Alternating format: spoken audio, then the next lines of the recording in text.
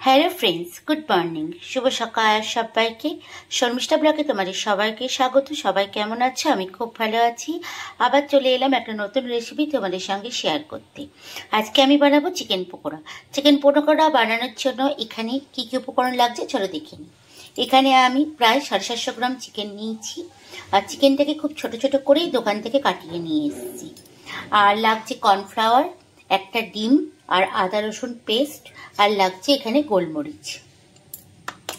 তা চলো এবার চিকেনটাকে ভালো করে ম্যারিনেট করব।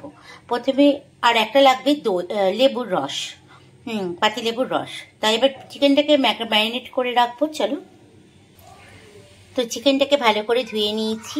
এবার আমি একটা লেবু কেটে নিয়েছি, এরকম সাইজের। লেবুর রসটা ভালো করে চিপে দেবো।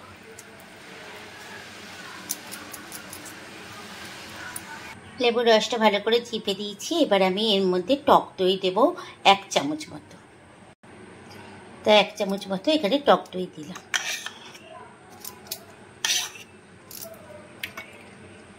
এবার আমি আদা রসুন যে পেস্টটা করেছি 1 চামচ মতো আদা রসুনের পেস্টটা দেব। আর দেবো স্বাদ মতো গোলমরিচ গুঁড়ো, স্বাদ মতো লবণ।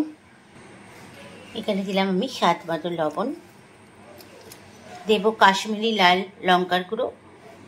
তো আমি এখানে 1 চামচ মতো লাল কাশ্মীরি লঙ্কার গুঁড়ো দিলাম। এবার দেব একটা ডিম।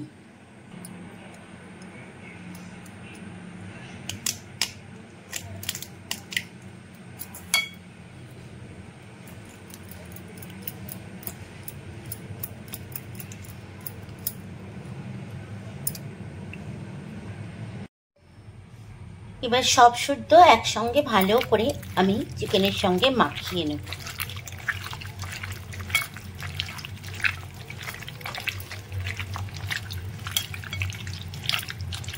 এখানে আমি হাড় ছাড়া মাংস নিয়ে আসিনি, আমি হাড় সমেতই ছোট ছোট করে মাংসটা কাটিয়ে দোকান থেকে নিয়ে এসেছি। কারণ হাড় থাকলে মাংসগুলো বেশ ভালো লাগে খেতে, তার জন্য। তো দেখো এখানে ভালো করে আমি মাখিয়ে নিলাম মাংসর সঙ্গে সব কিছু। এবার আমি এখানে 1 চামচ কর্নফ্লাওয়ার দেব, দিয়ে আবারও সব শুদ্ধ ভালো করে মাখিয়ে নেব। দিয়ে এটা আমি প্রায় 1 থেকে 2 ঘন্টা ভালো করে ম্যারিনেট করে রেখে দেব।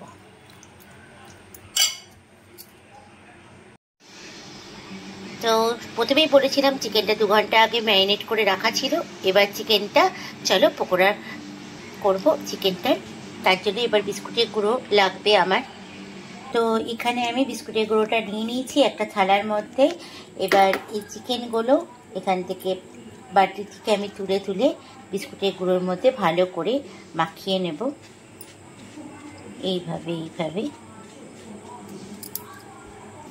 এইভাবে চিকেনগুলোকে ভালো করে বিস্কুটের গুঁড়োর সঙ্গে এপিট ওপিট করে ভালো করে মাখিয়ে নিয়ে আমি একটা অন্য থালাতে রেখে দেব।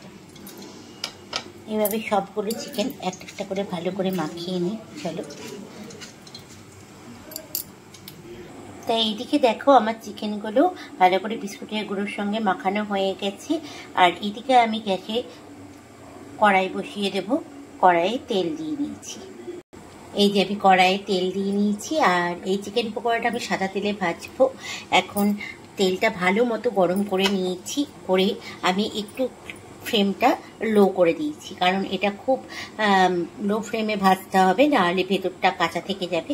এবার আমি একটা একটা করে চিকেনগুলো ছেড়ে দেবো। এইটা আমি কিন্তু গ্যাসের আঁচ একদম কমিয়ে দিয়েছি। প্রথমেই গ্যাসের তেলটা ভালো করে গরম করে নেওয়ার পরেই কিন্তু গ্যাসের আঁচটা কমিয়ে দিয়েছি। এইভাবে চলো চিকেনগুলো সব ভেজে নিই। তো এক পাশটা লাল করে ভাজা হয়ে গেছে, এবার আমি আর এক পাশটা উল্টে দিলাম। আর এই চিকেন পকোড়াটা খেতে কিন্তু পুরো বিয়েবাড়ির মতোই, যে চিকেন পকোড়া তোমরা খাও ওরকমই কিন্তু লাগবে। তোমরা এইভাবে কিন্তু অতি অবশ্যই বাড়িতে ট্রাই করবে, ঠিক আছে? তো চলো এই পাশটাও ভালো করে লাল করে ভেজে নিই এখন। তো রেডি হয়ে গেল আমার চিকেন পকোড়া। এবার আমি ওপর থেকে একটু চাট মশলা ছড়িয়ে দেব, আর বাটিতে সস নিয়ে নেব, টমেটো সস। এই যে দেখো আমি এর ওপর থেকে চাট মশলা ছড়িয়ে দিলাম। চাট মশলাটা দিলে খুব ভালো লাগে। আর বাটিতে সস নিয়ে নিলাম, বাটিতে সস নিয়ে নিলাম। এইবার রেডি হয়ে গেছে আমার গরম গরম চিকেন পকোড়া। তাহলে এই রেসিপিটা তোমাদের কেমন লাগলো অতি অবশ্যই কমেন্টস করে জানাবে। ভালো লাগলে একটা লাইক করো, আর আমার যারা নতুন বন্ধু তারা চ্যানেলটা সাবস্ক্রাইব করে দিও, তাহলে এরকম নতুন নতুন অনেক ভিডিও তোমরা দেখতে পাবে। আজকের মতো রাখছি, টাটা, শুভরাত্রি।